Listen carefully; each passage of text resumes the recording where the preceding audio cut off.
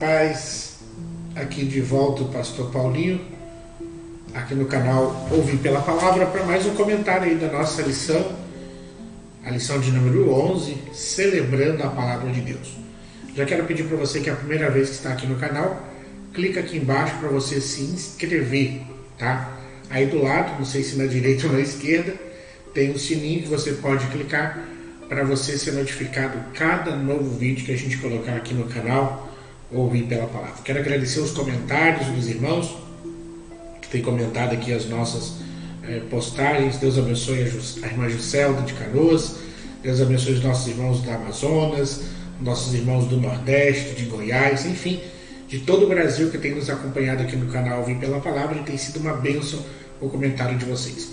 Lembrando que nós aqui do canal Ouvir pela Palavra criamos, um grupo de WhatsApp onde nós colocamos ali professores, superintendentes, dirigentes de igreja, que aborda o tema da lição da IBD Betel.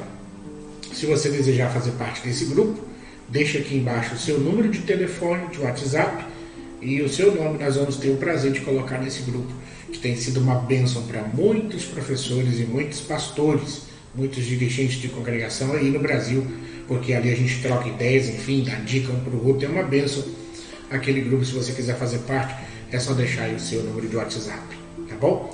Também eu tenho um PDF dessa aula, se você quiser, coloca aqui embaixo o seu nome e o seu e-mail, que eu vou te mandar o PDF dessa aula, tanto no formato de slides, quanto também no formato de leitura, tá bom? O canal Ouvir pela Palavra também está aí oferecendo o maior treinamento de professores de Escola Bíblica Dominical do Brasil, isso mesmo. O maior treinamento de professores de Escola Bíblica Dominical do Brasil. Você pode fazer isso, clicando aqui embaixo. Tem um link para você clicar, para você saber como fazer parte desse treinamento. É um treinamento que tem abençoado professores do Brasil e fora do Brasil.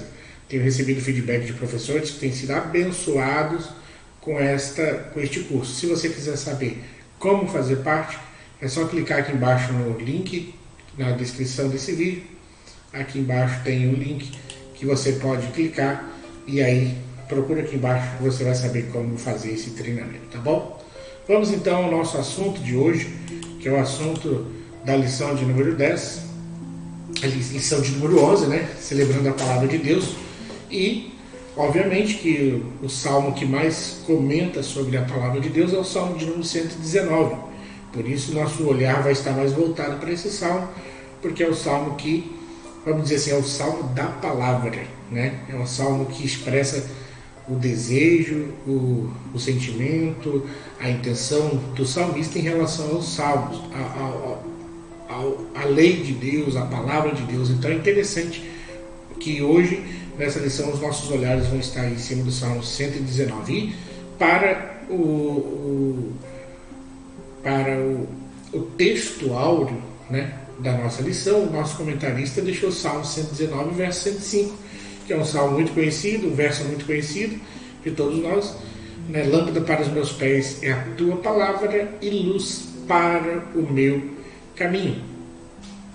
Na verdade aplicada, o nosso comentarista diz que os nossos caminhos precisam estar alicerçados na palavra de Deus. Os nossos caminhos precisam estar alicerçados naquilo que a palavra de Deus estabelece como direção, como rumo, como objetivo para toda a nossa existência. Então, nada mais do que justo nós pautarmos os nossos projetos, os nossos desígnios, os nossos sonhos, os nossos planos, naquilo que Deus tem estabelecido para nós. Então, isso é muito importante. A nossa lição tem 3 objetivos importantes que a gente precisa alcançar quando terminar de lecionar. Quando você terminar de lecionar ou quando você terminar de estudar, você precisa ter identificado as características do Salmo de número 119, você precisa ter apresentado ou apresentou, quando lecionou, as qualidades das Sagradas Escrituras. E terceiro ponto, você precisa mostrar, ou você que estudou, você viu, a importância de meditar na palavra de Deus. Esses são os 3 pontos da nossa lição que nós vamos discorrer aqui daqui para frente. Para a leitura bíblica, o Salmo 119, o nosso comentarista colocou. Primeiro, como eu já estava dizendo, nossos olhos estão no Salmo 119, porque ele é um salmo da palavra de Deus. É um salmo que o tema está em torno da lei do Senhor. E é o maior salmo da Bíblia, né? Esse é o maior capítulo, na verdade, se bem que salmo não é capítulo, mas falando de tópicos, sim, Salmo 119 é o mais extenso, né, da Bíblia. Tá? E esse é um gigante salmo e vai nos ajudar a entender, compreender não somente a importância da palavra de Deus, mas os seus efeitos naqueles que leem, naqueles que meditam nela. Então, vai constar nesse salmo ensinamentos poderosos e profundos quando a gente lê esse salmo e vê aí o que está inserido nele. Vendo então as qualidades do Salmo 119, né? Nós vamos ver ali o Salmo 119, a sua estrutura, a gente vai ver que ele é um daqueles salmos que nós já aprendemos, né, no começo do trimestre, que ele está classificado como um dos salmos acrósticos. Salmo 119 é um salmo acróstico porque ali tem as letras, né, naquela modalidade do abecedário. Então o salmista vai organizar 22 estrofes, dividindo em comunidade com as letras do alfabeto hebraico. Então, segundo nota da Bíblia de Estudos, Nova Versão Internacional, eu vou colocar aqui para você ler comigo, nos estudos da Nova Versão Internacional, o autor tinha um tema que, vamos dizer assim, era um tema que enchia a alma tão grandioso como a própria vida, que abrangia o comprimento, largura e a profundidade no andar das pessoas com Deus. Então não bastaria para isso nada menos do que o poder da linguagem, e deste abecedário era um símbolo apropriadíssimo. Os 3 primeiros e os 3 últimos versículos foram projetados para serem, respectivamente, a introdução e a conclusão da presente obra literária. Então vejamos aí, fazendo aí uma retrospectiva, o que é um salmo acróstico. É aquele salmo que é dividido em estrofes, e cada estrofe tem uma letra do abecedário que comanda aquele grupo de versos, a fim de passar uma mensagem ou de deixar acentuada uma mensagem que se quer passar. E o Salmo 119 é este salmo. 1.2 da lição vai dizer sobre a lei e o testemunho. A lei e o testemunho, a palavra lei, que é o Torá, é o primeiro termo utilizado pelo salmista para designar a palavra de Deus. E andam na lei do Senhor. Salmo 119, primeiro. A palavra de Deus é uma ordenança estabelecida por Deus, promulgada por Ele para regular a conduta do homem. Aqueles que não a observam sofrerão as devidas sanções. A segunda designação consiste em testemunho. Bem-aventurados que guardam os seus testemunhos. Então a palavra de Deus comprova os seus atos e a sua maneira de agir, dá prova da sua existência. Então, a palavra de Deus contém a lei e a própria palavra de Deus dá testemunho dessa lei. Ou seja, ela dá testemunho de si, ela valida a si mesma, né? Então a palavra de Deus, ela tem esse objetivo, e o Salmo 119 nós vamos perceber isso, dizendo que a palavra de Deus é uma ordenança estabelecida, e a segunda designação, no verso de número 2, a palavra de Deus comprova os seus atos, porque a palavra de Deus é um testemunho, né? Então interessante isso aqui para a gente aprender. Os teus mandamentos e os teus estatutos, né? Então isso é uma outra designação utilizada para denominar a palavra de Deus, mandamentos e estatutos. E aí no Salmo 119, verso 4, tu ordenaste os teus mandamentos. Então aqui há de se refletir que quando o Salmo 119 está falando acerca dos mandamentos de Deus, não está simplesmente falando ali da tábua mosaica, daquele conjunto de 10 leis que Deus havia deixado para o povo hebreu. Quando o Salmo 119 está falando mandamentos, está falando do conjunto de escritos que eles tinham até ali. Um conjunto de escritos. Então, estava falando não somente do que estava registrado ali nas leis do Senhor, mas também do conjunto, por exemplo, de ensinos mosaicos quanto à criação do mundo, quanto ao estabelecimento da terra, quanto aos homens que viveram na época patriarcal.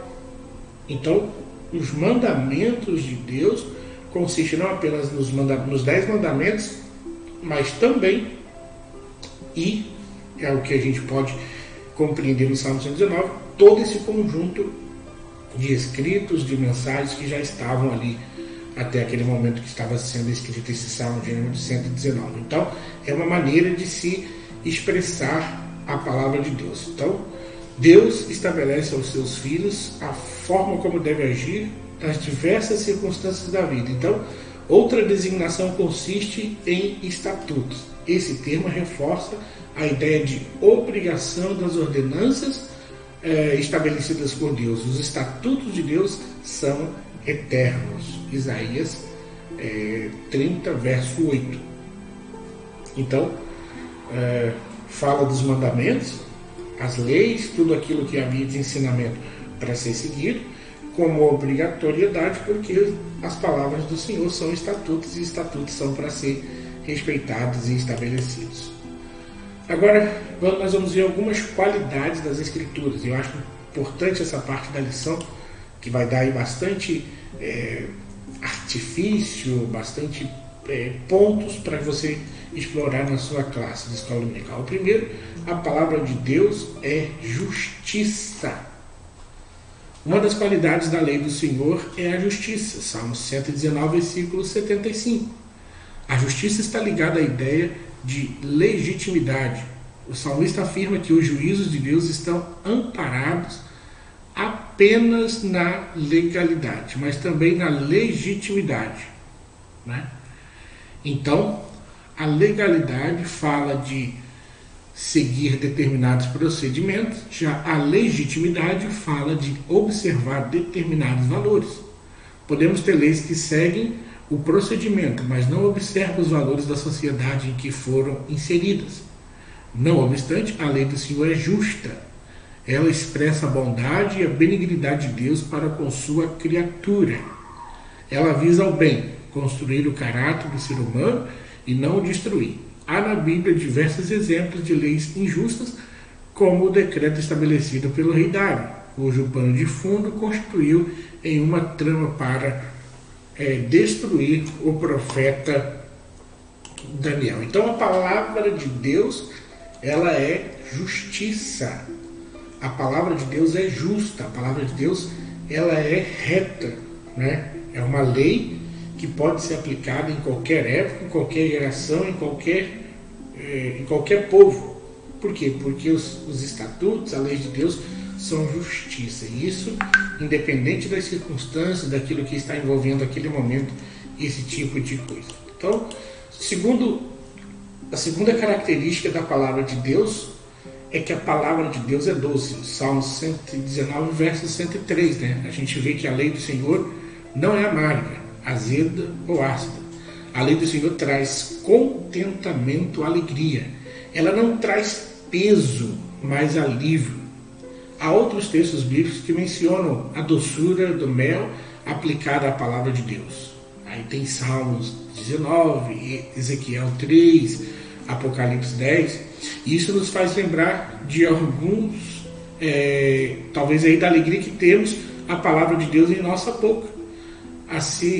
Assimilarmos ela, o seu conteúdo, e louvarmos ao Senhor com a palavra. Então, o amargo pode se referir aos pecados ocultos revelados, a rejeição do mundo e a oposição ao que proclama a mensagem. Então, a palavra de Deus é doce, doce para quem aprecia, né?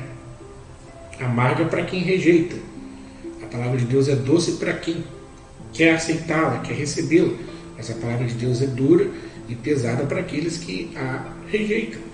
Então é bem assim essa questão. Terceiro ponto, a palavra de Deus é verdade. A palavra de Deus é verdade. Ou seja, não há mentira na palavra de Deus. A palavra de Deus é límpida, né? Não há sombra nem variação. O salmista declara que a lei do Senhor é a verdade. Então, a lei do Senhor não age em falsidade. A lei do Senhor não tem duplo sentido. A lei do Senhor não tem dupla aplicação. A palavra de Deus revela a exata natureza de Deus e revela os aspectos morais de Deus. Revela a devida conduta que o homem deve ter, de modo que, ao seguir a palavra do Senhor, não pisará em falso. João, capítulo 17, verso 17, nos ensina: santifica-os na verdade, a tua palavra é a verdade. Então a palavra de Deus foi revelada por ele e por intermédio dele nós somos santificados. A palavra de Deus é a verdade. Ela estabelece esse limite, né, de concepção. Tudo que foge a esse limite, tudo que foge a esse parâmetro, tudo que foge a essa parede, a esse limite chamado verdade, deve se dar descrédito. Porque a palavra de Deus que é esse rumo, que é esse prumo, a palavra de Deus que é este limite, esta medida para que se possa pautar nela todas as coisas. Tá certo? Uma pausa aqui para lembrar vocês que o canal Ouvir pela Palavra está aí oferecendo o maior treinamento de professor de Escola Bíblica Dominical do Brasil. Se você desejar fazê-lo, né, está aqui um link na descrição desse vídeo que você pode clicar para você poder aí fazer parte e ver como melhorar as performances das aulas da Escola Bíblica Dominical, como você melhorar essa performance, como você melhorar a dinâmica da sua aula da Escola Dominical. Vamos aí ao terceiro e último ponto da nossa lição, falando sobre os benefícios das Escrituras. Nós vamos ver aí como as Escrituras beneficiam o homem. Nós vamos ver aqui agora esses benefícios. O primeiro benefício é a liberdade. O Salmo declara que eu andarei em liberdade, pois busquei os teus mandamentos. Outras versões utilizam expressões bem significativas como andarei com largueza, viverei à vontade, andarei em verdade e liberdade. A princípio são termos que podem sugerir um viver sem regras e limites, andar conforme der na cabeça, ou deixa a vida me levar. Contudo, uma reflexão honesta e não precipitada à luz das Escrituras revela que esta liberdade é justamente resultado do viver procurando seguir os paracletos do Senhor. Então trata-se da verdade, essa verdade que dá a liberdade, operada por Jesus. Jesus disse, né? João 8,32, conhecereis a verdade vos libertará. E aí continua dos versos 34 a 36 ali, falando a implicação dessa verdade. Então a liberdade descrita por Paulo em Romanos 8,21, Gálatas 5,1, né, na Bíblia Vida Nova, é um erro grave pensar que aquelas pessoas, aqueles que obedecem à palavra de Deus, têm em mente uma vida fechada. Não. Nós fomos chamados para a liberdade e a palavra de Deus nos alcança essa liberdade. Podemos aí vivenciar essa liberdade. O segundo benefício da palavra de Deus é a estabilidade. Consiste no equilíbrio, na firmeza, na permanência, na durabilidade. Isso é importante. Embora a estabilidade proporcione conforto e segurança, é fato que as relações humanas podem mudar em um piscar de olhos.